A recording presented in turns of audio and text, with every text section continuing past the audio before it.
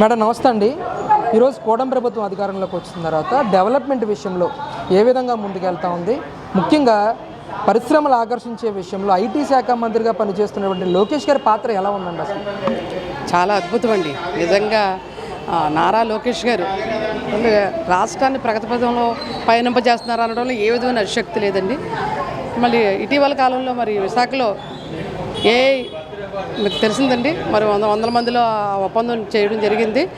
అసలు అది ఒక ఆంధ్రప్రదేశ్కి, ఒక గూగుల్కి కాదండి, యావత్ భారతదేశానికి అదొక చరిత్రలో మైలురాయి అన్నమాట. ఇవాళ గూగుల్ సంస్థ తెలుసు, ఆయనే స్వయంగా CEO సుందర్ పిచ్చయ్య గారు చెప్తున్నారు, నేను దక్షిణాది రాష్ట్రాల్లో సామాన్య మానవుడిగా రైల్లో ప్రయాణం చేసేటప్పుడు విశాఖ ఒక సామాన్యమైనటువంటి నగరం. ఇవాళ విశాఖను చూస్తే అంత అద్భుతమైన ప్రగతిని సాధించింది. ఎందుకంటే అసలు ఎంతో ఆర్థిక ప్రగతి వెనకబడిపోయి ఉన్న టైంలో మరి ఈ కూటమి ప్రభుత్వం అధికారంలోకి వచ్చింది. కానీ అదంతా గాడిలో పెట్టడానికి 15 నెలలు టైం పట్టింది. కానీ 15 నెలల్లోనే కూడా అద్భుతమైనటువంటి ప్రగతిని సాధించామంటే ఆ credit goes to Nara Chandrababu Naidu గారు, లోకేష్ గారు. ప్రభుత్వం అంత బాగా నడుస్తుందండి.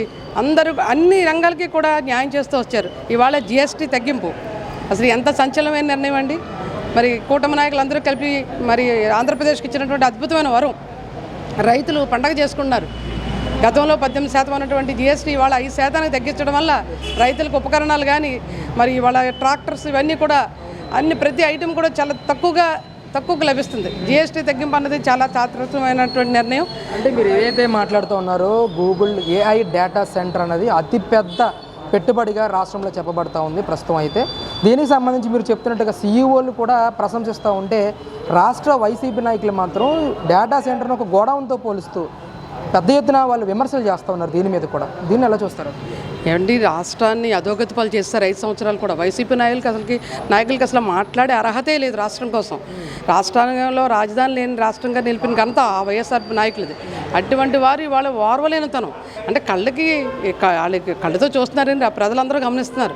ఎంత షార్ట్ పీరియడ్లో ఈ 15 నెలల్లో అద్భుతమైనటువంటి ప్రగతి రాష్ట్రంలో అందరూ అసలు ప్రభుత్వ ఉద్యోగులు అయితే పండగ చేసుకుంటున్నారండి. మరి PRCలు అవన్నీ చూసారా, ఒక్కొక్కటి చేసుకుంటూ వస్తున్నారు. 4 DAల్లో మొదటి విడత DA రిలీజ్ చేస్తారు చంద్రబాబు గారు. ఇంకేం కావాలండి? అందరికీ సకాలంలో జీతాలు పడుతున్నాయి. ప్రతి ఒక్క రంగం కూడా ఆనందపడిపోతున్నారు. అంగన్వాడీ సిబ్బంది కానీ ప్రతి ఒక్కరికి కూడా ఇన్ టైంలో శాలరీస్ పడుతున్నాయి. ప్రభుత్వ ఉద్యోగులు, ఉద్యోగులు అందరూ కూడా అన్ని రంగాల వారు పండగ చేసుకుంటున్నారు. ఇవాళ వారవలేని తరుణంతో వీళ్ళు చెప్తున్నారే తప్ప ఇవాళ అండి విశాఖ మీద ఆయనకు ఒక విజన్ ఉందండి. చంద్రబాబు గారికి ఒక విజన్ ఉంది. విశాఖని వీళ్ళు ఏదో చేస్తాను, అప్పట్లో క్యాపిటల్ పెడతాను, అది పెడతాను ఉన్న పురోగతిని మాత్రం అధోగతి చేసేసారు వైఎస్ఆర్ పార్టీ కాలంలో.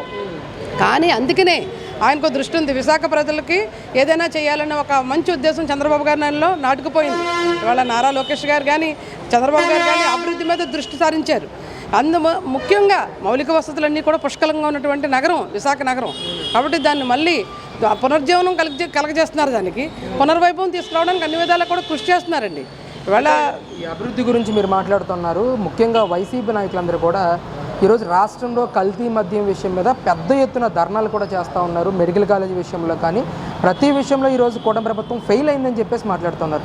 ముఖ్యంగా రోజా గారు మాట్లాడుతూ నారావారి సారా ఈరోజు రాష్ట్రం మొత్తం ఏర్లై పారుతూ ఉందని చెప్పి కామెంట్ చేస్తూ ఉన్నారు. ఏంటి, ఎలా చూస్తారు ఈ కామెంట్? లేదండి, ఏమండి కల్తీ మద్యం తాగి ఎంతమంది ప్రాణాలు పోగొట్టుకున్నారు, ఎన్ని సంసారాలు నిర్వీర్యం అయిపోయినాయండి, ఎంతమంది మహిళల యొక్క పుస్తులు తెగిపోయినాయి.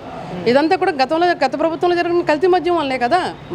మరి ఇవాళ నాణ్యమైన మద్యం అండి. మరి ఎందుకంటే రాష్ట్ర ప్రభుత్వానికి రెవెన్యూ కావాలంటే కంపల్సరీ మద్యం ఆవశ్యకత ఉంది. అది పరిమితంగానే ఉంది. ఇవాళ అన్నీ కూడా లైసెన్సుల ద్వారా చట్టబద్ధంగానే నిర్వహిస్తున్నారు ఇవాళ షాపులన్నింటినీ కూడా.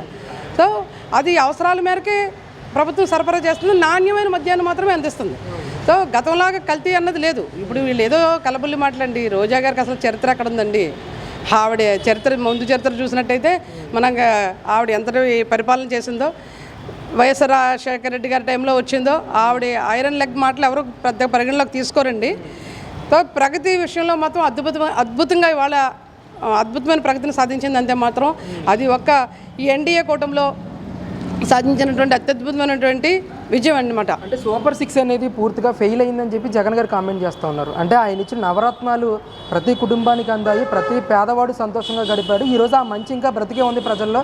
ఖచ్చితంగా రేపు మనం అధికారంలోకి వస్తామని చెప్పేసి మాట్లాడుతున్నారు ఆయన. అది టోటల్గా కళ్ళండి.